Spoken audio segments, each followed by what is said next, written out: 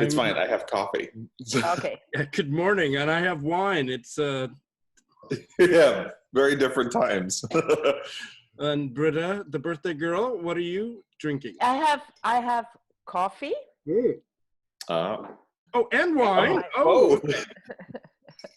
that's perfect. It's the British sandwich, time zone wise. Exactly. It's 4 p.m. so it's a bit early maybe for alcohol, but oh well. It's your birthday, hey. Well, not yet, but Not yes. yet. Birthday week. Hello, I'm Sean the Book Maniac. Welcome back to my channel. Hi, I'm Greg from Supposedly Fun.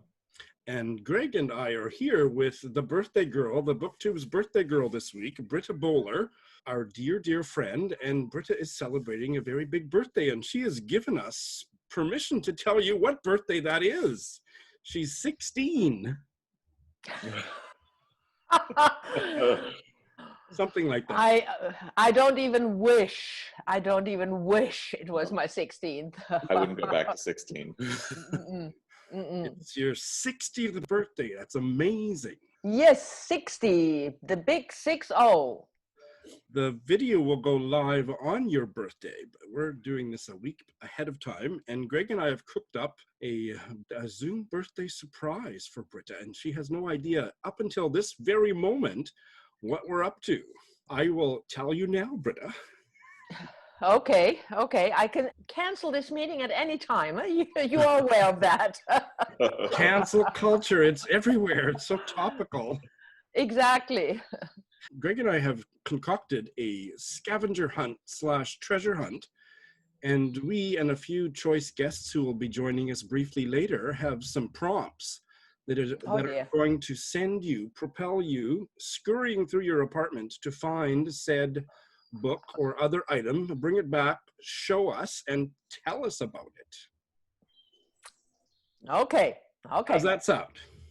It sounds fabulous, but I'm still hovering above the leave meeting button, so we'll see. So, Greg, why don't you go ahead with your first one? Okay. So my first one would be show us your least favorite book by your favorite author or one of your favorite authors. Oh my God. And don't worry about however long it takes you. Just take whatever time you need. I'm sure I might not be the only one, although I might be the one most urgently in need of bathroom break, being well into a bottle of wine. So just please take your time. And then Greg and I are going to gossip about you while you're gone. It's what we do. Kind of. That was fun. Here she comes. Is on again? Otherwise, I don't hear you. Okay, one of my least favorite books of one of my favorite authors is Lighthouse Keeping by Janet Winterson. Oh. And please don't ask me what the book is about. I think it's about a lighthouse. It's about lighthouse keeping, yeah. It is. But I mean, Janet Winterson is one of my favorite authors, as you know, and Sean probably doesn't agree because I don't think he likes Janet Winterson very much. But this one was just not for me. It's the story of a 19th century clergyman who opens a map, and then there is silver and she must follow the map. And I don't know, I like the writing, but the story, like I said, I can't even really remember what it's about, but I know that it's one of my least favorite, although I think the cover is gorgeous. That is a pretty cover. A very nice cover. Now, I've only read her debut. What's it called? Oranges Are Not the Only Fruit. And I love that. Nothing she's written about since sounded like Sean books to me, but I have a gift copy of that book on my shelf. Of the Lighthouse Keeping? Yes. Yeah. I don't think it's a Sean book. Okay. It doesn't seem like it would be. I actually read it last year because I had never read any of her books, and I like her writing, but I kind of feel the same way. I wasn't really in love with the book. And then I read Frankenstein for the BookTube prize and liked parts of it. So would you say Oranges would be the good book to try of hers? Yes, but because it's quite different from most of her other books. It's very autobiographical about a young woman discovering her sexuality as a lesbian in a very strict religious household. So but most of other books are quite experimental. Like Frankenstein is for sure. rather experimental. Yeah. And a lot of those I really like. I love Stone Gods. I love God Symmetry. But this one, it just didn't do it for me. No. Yeah. And we promise we're not going to tell the real reason why Britta didn't like this book, because she doesn't like housekeeping. But it's light housekeeping. Not even light housekeeping. I'm all in Heavy for the light. totally The light. different. I mean, I tidied up the living room before. Yeah. It looks good. I love that gay sofa. I love the wall color, actually. Yeah, I have all kinds of colors. It's yellow in the kitchen because the kitchen is over here, and then we have this orange wall, one orange wall in the living room. I like and it. a bright red wall in the bedroom. But I'm not gonna show you the bedroom. Oh, that was the next prompt. Oh. And what a fabulous gown you're wearing. I'm wearing my. Who are you wearing? I think it's I don't know, one of those no-name brands, but it's a dress actually, but it's because it's extremely murky today. So I thought, I'm not gonna sweat on camera. We're just getting started here, Britta. You don't know what's coming. Yeah, that I thought so. That's why I thought I'm gonna wear something that is sort of, light and airy. Speaking of light and airy, it's my turn. So my first prompt for you, darling, is, and this is not about a book. Okay. Show us, because you have like a kind of a split identity, multiple personality. You're German, but you're also Dutch, right? Like Dutch citizenship. So show us anything in your apartment that is extremely Dutch. Oh, she's got it. You got it. That was not too difficult. All right. Yeah, you got that one right away. I'm wielding weapons. Look at this. Can you see this? Oh. Or is it glaring? Is that a cheese thing? Yeah, you have in Holland, you buy cheese in block. Yes. So not sliced or anything, but like a big block. And then if you want to put cheese on your bread, you don't use a knife. You use this cheese thing, grater. And this one is for soft cheese. You have varieties, one for hard cheese, one for softer cheese. When the cheese is younger, it's softer. And then you just, go over the how do you call that? The small side. And Okay. so this, I didn't even know it existed. I mean, Sean, you are a cook. You right away knew what it was, but I had no idea that stuff like that existed. So this is extremely Dutch. And I still use it, even though I live in Germany now. And what is it called in Dutch? Kaas, schaaf. So kaas is cheese, and schaaf means to grate. Okay, so it's like so it's literally like a cheese grater. Yeah. Okay. Yeah. It's cool. It's pretty. I like it. Was it clean? Yep. Sort of. It looks clean. And is Dutch cheese better than German cheese? Well, Germany is not big with cheeses at all. We are a sausage, or how do you call that? Cold slice, you call it? So we are not a cheese country at all. So, and in Holland you have cheeses from all kinds of different regions, which then the milk is different, but also you have this like very young, a little older, still a little older, middle old. So you have like 10 sorts of cheeses, and the older the cheese gets, the more salty it is. So it's a good theme. It's a good theme for today, isn't it? It's just like people. Exactly. I'm very salty. And the stronger, the greater you need. Yeah. That's fabulous. Great. All right, Greg, over to you. All right. I am also going to do a non-bookish one now, and I'm going to say, because I love snacks, could you show us your favorite German snack food? Or it doesn't have to be German, but whatever snack food you like. And snack food can also be something sweet. Yes. So not necessarily salty. Not necessarily, no. Okay. And I'm going to refill my wine glasses, so don't do anything exciting till I come back. Okay, I'm going to drink coffee. Okay, so I have various favorite German snacks, but the one I have at the moment in the fridge is chocolate. And this is extremely German. This is a German brand, Milka. Okay. And it's not good chocolate. Really?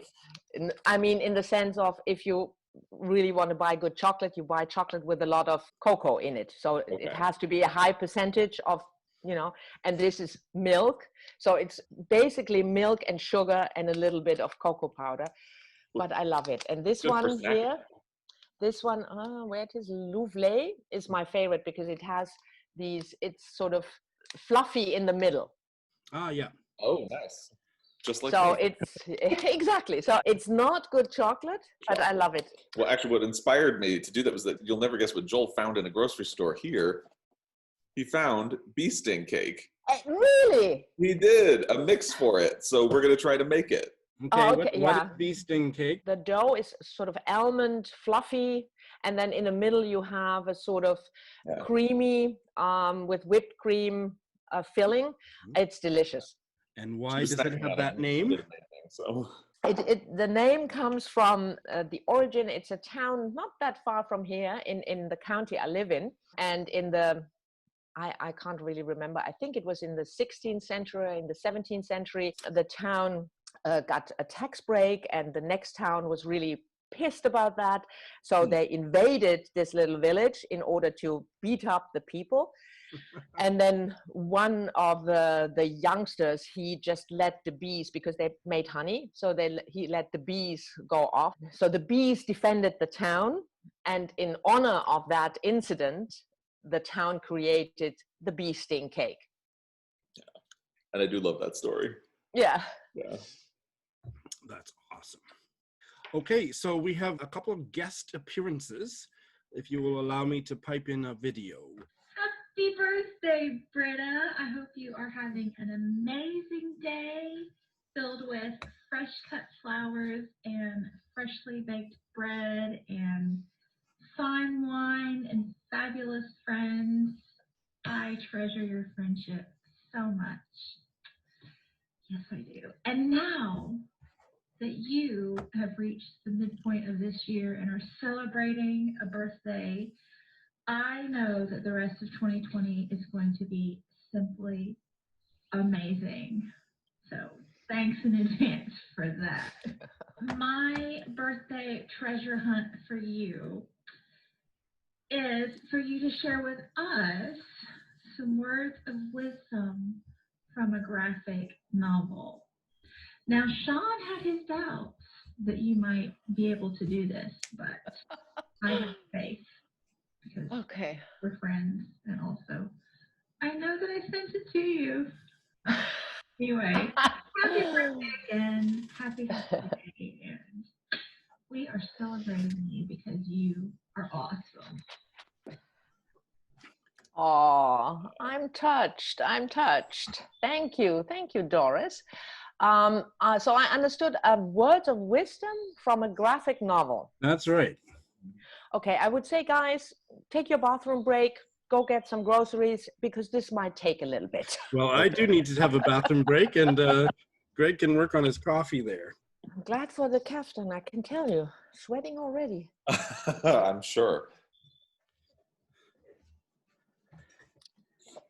Yes, this was quite a tall order, but she said, oh, Britta will be fine. She'll be fine.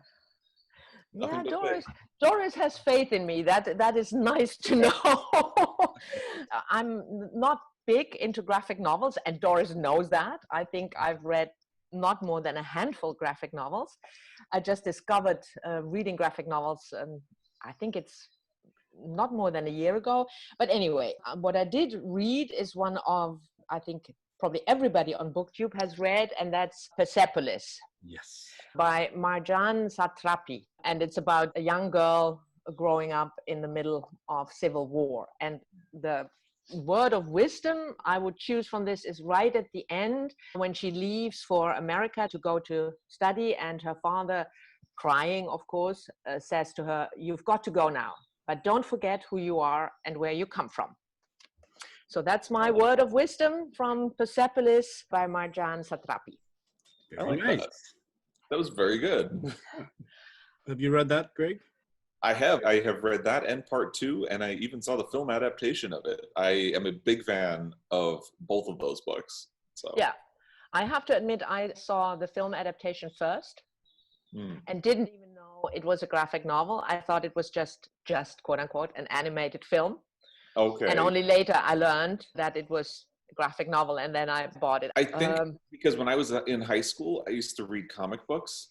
It was into the X-Men and all of those. So I think that translated really well to graphic novels. I read about one a year, and that's enough, but some of them I've enjoyed, especially the ones that Greg and I have both read. The gay Japanese one, it's called My Brother's Husband. Yeah, that's a very good one. All right, let's go to the second surprise guest. Hello, Britta. I hope you're having a great day and a fantastic time doing this treasure hunt. Obviously, I'm not going to wish you a happy birthday yet. It feels weird saying happy birthday to another German when it's not their birthday, so I'm not going to do that. But I'm sure, you know, I will get to say happy birthday to you on the actual day. I am also having a prompt for you for your treasure hunt, surprise, surprise. And I decided on you sharing with us the next German book, a book written in German, as for our Read German 2020 thing, with us, the one that you're excited for to read, one that you're really looking forward to. Doesn't have to be the next one you read, but one that you're looking forward to read this year. That's it. I hope you have a great day. Bye-bye. Yeah, that's German superstition for you. Huh? If you wish somebody a happy birthday before, you always have to say in advance, so not to jinx the birthday. So you can say, I wish you a happy birthday in advance. Then it's okay. But if you just say happy birthday, then jinx. Okay, a German book that I'm looking forward to. All right, I'll be back. This is going great. It's going great. I think so. It seems like it. Yes. I found something, and I don't think it has been translated. It's called Lea Singer, Anatomie der Wolken, which means anatomy of the clouds. And it's about two German giants, it's historical fiction, a meeting between one of the most famous German writer, Johann Wolfgang von Goethe, and one of the most famous German painters, Caspar David Friedrich, in 1810. And I'm looking forward to this book, but also with trepidation, because I read previously another book by Lea Singer about a composer, and I absolutely hated it. And it was a buddy read with Mel, and we both hated it. But I thought the topic, unlike Sean, I like it when there are real people in books. I mean, I wrote a book about a real person, so I should better like it. And I thought I'll give her another try, because maybe it was just a one-time miss. It was the first book I read by her, that other book, which was called Klavierschüler, so the piano student. And so I thought I'd buy this one because the topic interests me, and the time period, early 19th century, I really love. But if this is crap, can I say crap on video? If this is bad, if this is bad, then this will have been my last Lea Singer. That sounds good. It's a beautiful cover. Yeah. The cover is a painting by Caspar David Friedrich. Oh, really? He's a romantic painter. He painted nature mostly. Great. So those were the two guest prompts. I might try to sneak in a bonus one at the end, but my next one is show us something extremely German, but not a snack, from your kitchen. Not you. From your kitchen. From my kitchen. Have you seen my kitchen? It's like the most rudimentary kitchen you can possibly think, because I don't cook. You know, I cook my meals, but I'm not a good cook. I just had to have a look whether it's still in the range not to be thrown out, because that's also something that I keep stuff and then I don't use it. Okay, so very German is noodles. Oh. Kind of, we call them Bandnudeln, which means a band is a ribbon. So sort of ribbon noodles. And I mean, it's not quite the most German thing, noodles, but I don't have that. And the most German thing would be a specific sort, and that would be Spätzle. Uh-huh. And that's a specific sort of German noodle, but I don't have any of those. So we'll go with this very German Bandnudeln. And actually, my mother bought them for me, and I took them home with me when I was at my mother's. I mean, you just cook them, of course. So but we eat Nudeln when the Italians would eat, I don't know, spaghetti or something. Then we eat noodle. Okay. Well, I'm half Italian, so I like that answer. Excellent. All right, are we back to me? Supposedly. I'm going to stick with the non-bookish one, and I'm going to say, if you could show us a favorite souvenir from travel. Okay. Okay. All right. I'm not traveling a lot at the moment, as you can imagine. And this was some time ago, but it's one of my favorite souvenirs. Oh, that's beautiful. Can you see that like this? So it's one piece of a 4-piece piece of art, and I bought it in South Africa in 1995. The artist is called Imanida Bai, and this painting is the first in this 4-part series, and it's called the series is called Lobola, and this is the first one called The Discussion. And Lobola is the bride's money. So the money that the groom has to pay to the bride's family in order to marry the woman. And this is the discussion with the two families.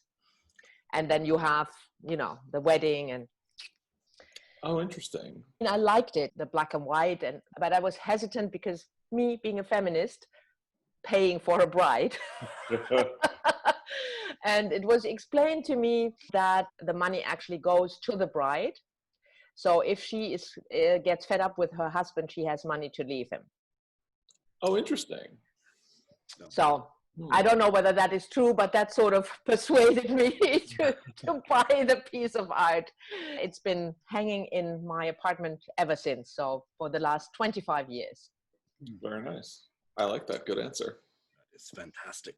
My last command for you, Britta, is show us a book your subscribers might be surprised to hear that you own.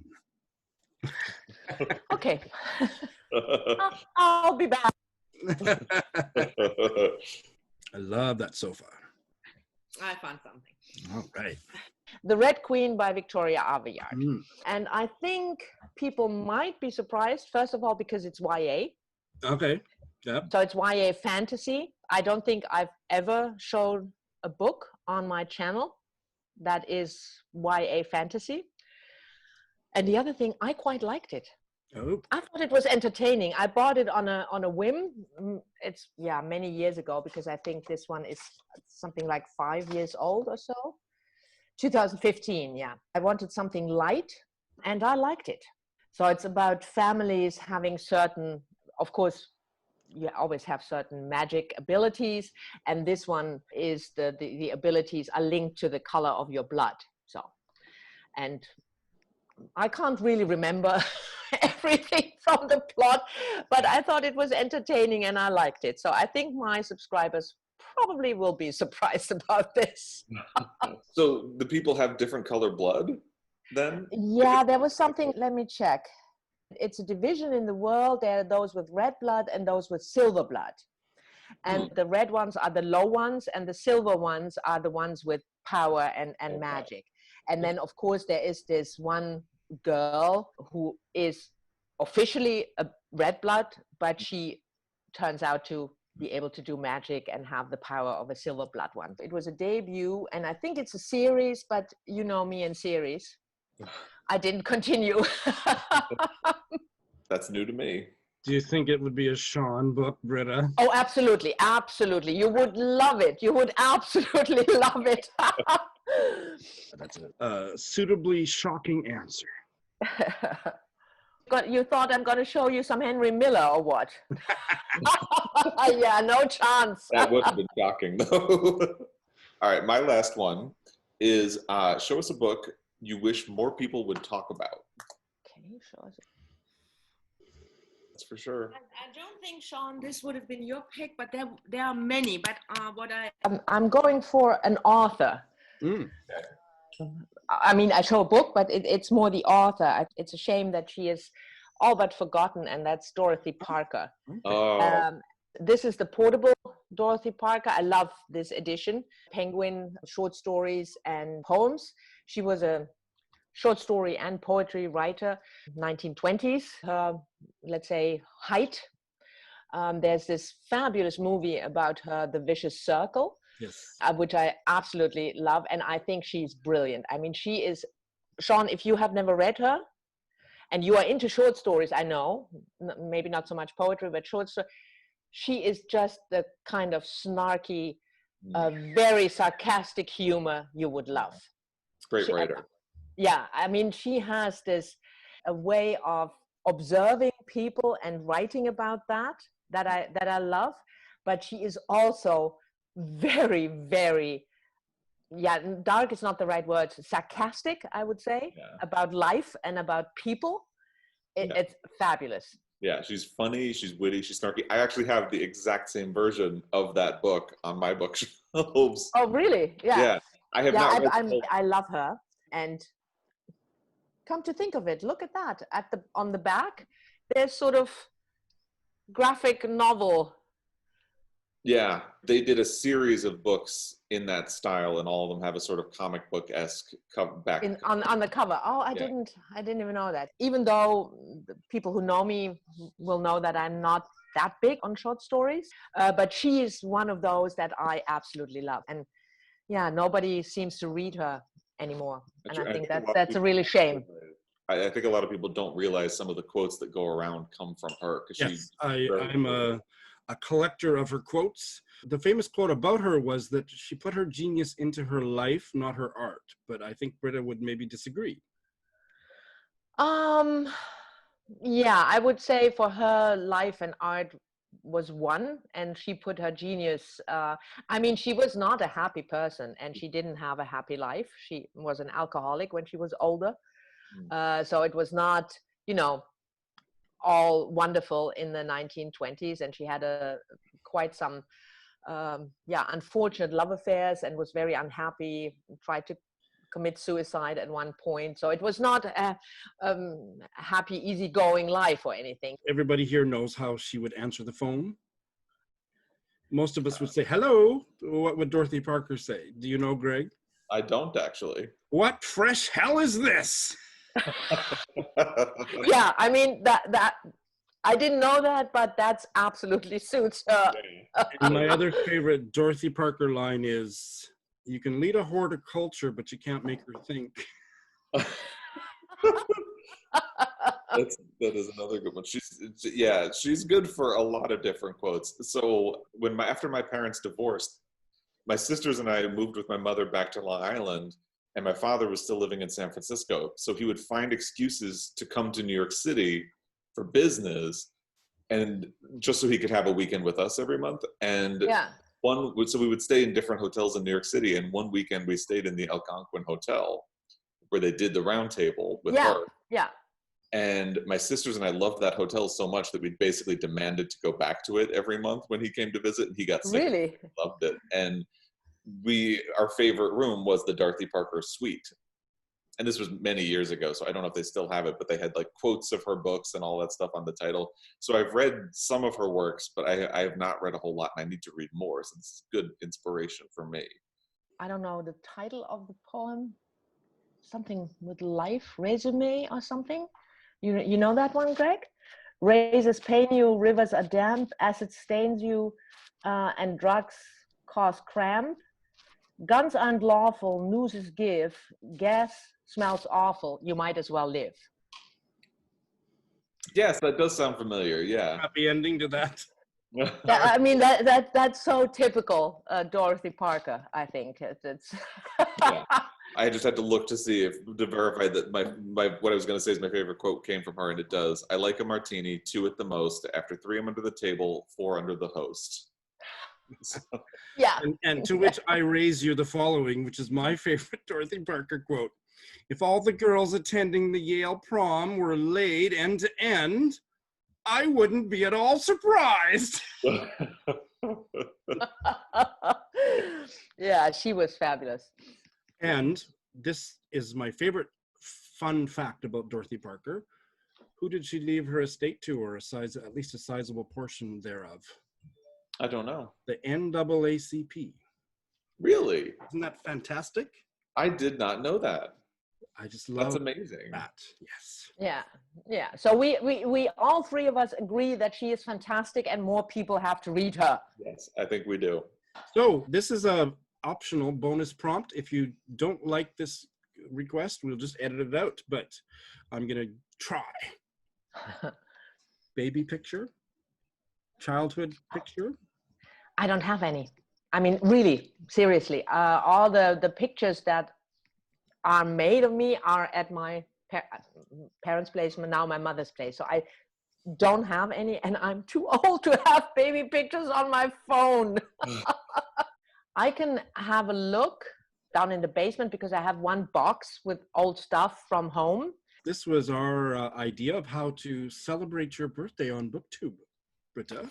It was fabulous. Yes. So I'm so touched that people remember that it's my birthday, and that you would come up with all these prompts and invite other people. So that's great. I thank you. Well, Britta, you are a dear friend of mine, and we have done about 1,000 buddy reads and gotten to know each other very well. And I am delighted to be a part of your birthday week. Yeah, that's fantastic. And hey, don't go anywhere quite yet. Look what the birthday girl found in her basement. Happy birthday,